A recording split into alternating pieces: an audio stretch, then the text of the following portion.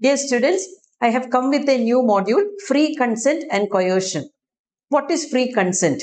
We have learned, when we learned the validity of the contract, is consent, free consent of the person is very important. Free consent of the contracting persons is very important. So if it is not with free consent, then the contract can be void.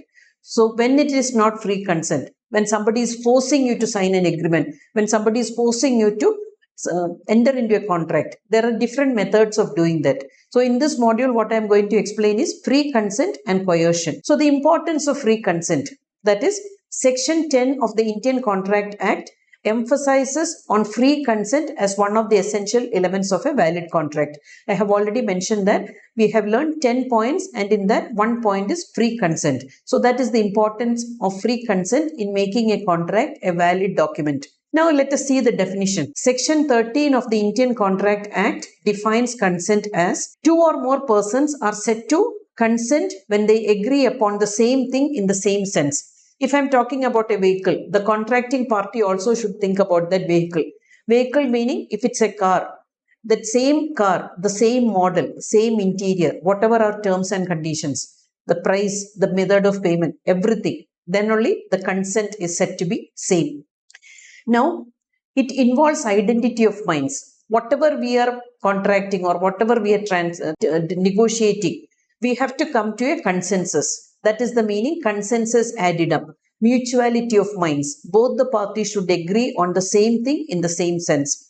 So that is without free consent, the contract is not valid. So that is the importance of free consent. Now, Section 14 of the Indian Contract Act 1872 defines free consent as consent is said to be free when it is not caused by coercion, Section 15, undue influence, Section 16, misrepresentation, Section 18, fraud, Section 17, and mistake, Sections 20, 21, and 22. All these topics we are going to take it in detail. Now, what are the flaws in consent?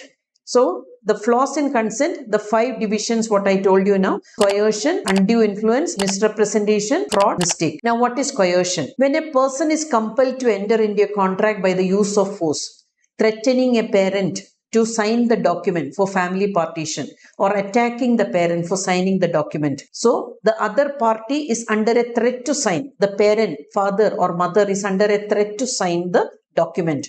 So out of fear, they may sign that, but it is coercion. The free consent of the parent is not obtained in this case. So coercion is said to have employed when you are using external force to enter the other person or to force the other person to enter into contract. Now, definition of coercion. So this is the first point when free consent of the person is not obtained.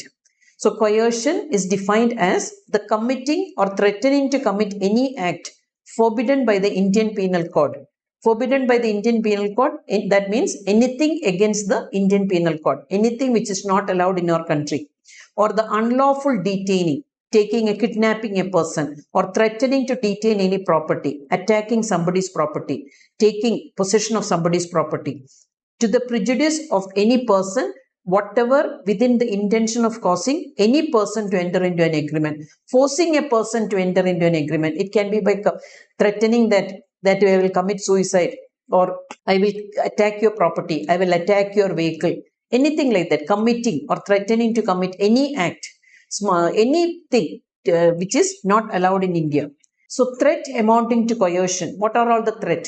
It is not necessarily that it should proceed from the party to the contract. If you don't have the courage to attack a person or attack a person's property, you can hire a person to do that. There are people who will do that, and they will not mind going to the police custody and all. So you can hire a stranger, or you can hire anybody to do that. Then, so that meaning you have to remember that any stranger can also be used in this to use influence or coercion to attack somebody, to do something which is not allowed by the Indian Penal Code. So it can be directed towards anybody. That is also important. It is not necessary that it is between the parties entering into contract. It can be your family members or those who are close to you, those who can affect your decision. So anybody, it can be a grandparents, it can be a parents, it can be a children, anybody. So what is the intention of using force to enter into contract? Intention is to make the party to enter into contract. So consent is caused by coercion when consent is obtained by committing or threatening to commit any act forbidden by the Indian Penal Code, attacking somebody, attacking somebody's vehicle, attacking somebody's property, giving threatening calls, saying that I will kidnap your child, you give me some amount, otherwise I will do this. All these are forbidden by Indian Penal Code. So unlawful detaining or threatening to detain someone's property, encroaching into somebody's property. This also, coercion can also be a threat to commit suicide. If you're not doing that, I will commit suicide. If in a relationship, they are telling that if you will not marry, I will commit suicide. This is also coercion. Now, what is the effect of coercion? As per Section 19 of the Indian Contract Act 1872, when consent is obtained by coercion, the contract is voidable at the option of the party. We know that there are three types of contract: valid, voidable, and void. Valid meaning it is fulfilling all the essential conditions. There are 10 essential conditions.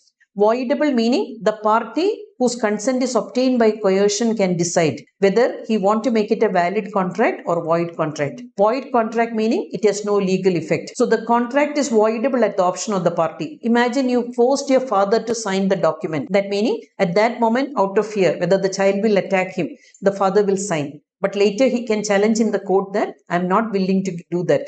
He forced me to sign. So that is, father can decide whether it is voidable contract or valid contract. Where the consent is so obtained, we have to remember that coercion, they have to prove that in the court.